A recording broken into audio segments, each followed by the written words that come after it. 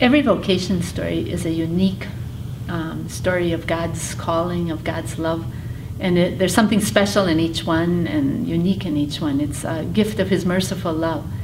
My story began already when I was very young. I already felt the call. I had two aunts who were nuns, and so I heard more often about vocation. They also encouraged me to think of it. My mother also prayed very often for vocations and hoped that I would become a sister at some time. One of my aunts, who I was especially attracted to, belonged to the Good Shepherds. So I had decided as a young child that I was going to join her community and be a missionary to Africa or India or something like that. And this enthusiasm, this living with the thought, stayed with me maybe until I was a young teenager and I started experiencing my first nieces and nephews. And then I thought, wow, it'd be kind of nice to have a family too. It'd be nice to be a mom and have children, and I love taking care of my nieces and nephews. So that thought also began to play a role.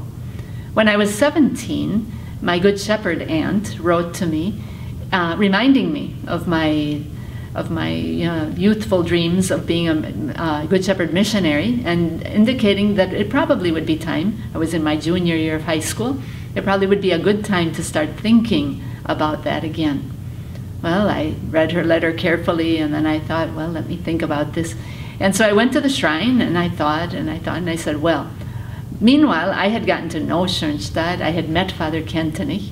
I had gotten to know what Schoenstatt is. And for me, Schoenstatt played a very important role already in my life by then.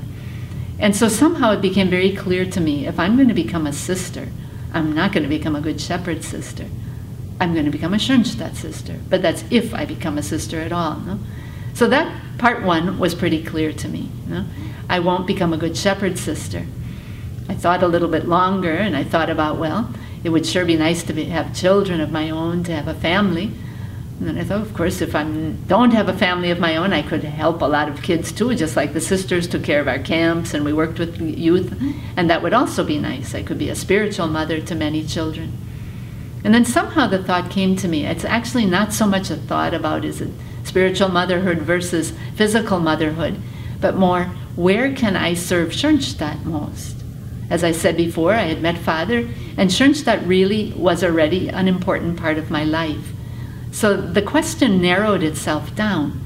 Where can I serve Schoenstatt most? As a mother belonging to a mother's group like my mother did, or as a Schoenstatt Sister of Mary who works exclusively for Schoenstatt.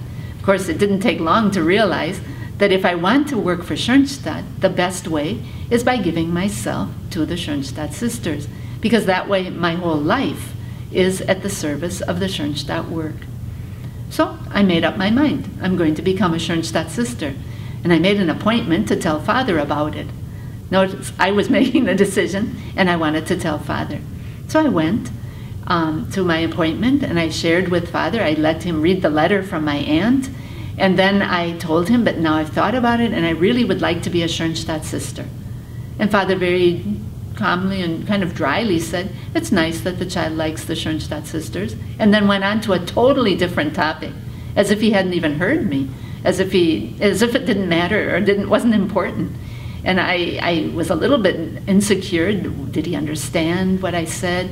Why isn't he reacting to it? But I was too shy to ask what it was, why he hadn't. So I left again, and I kept thinking about it. Do I really want to be one? Why is it? What is it?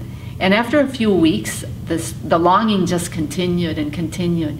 And I thought to myself, yeah, I really want to be a sister. So I wrote a long poem to the youth sister to tell her about my longing to be a Schoenstatt sister. And after that, then when I would go to Father, he began to take up the topic and to prepare me for my vocation. Thinking back to that, at that time I wondered, why did Father not react to what I had said?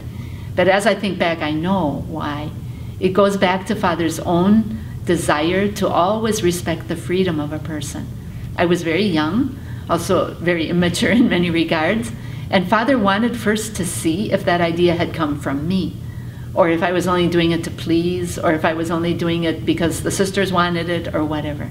So he waited, and obliged me, in a certain sense then, to continue thinking about it.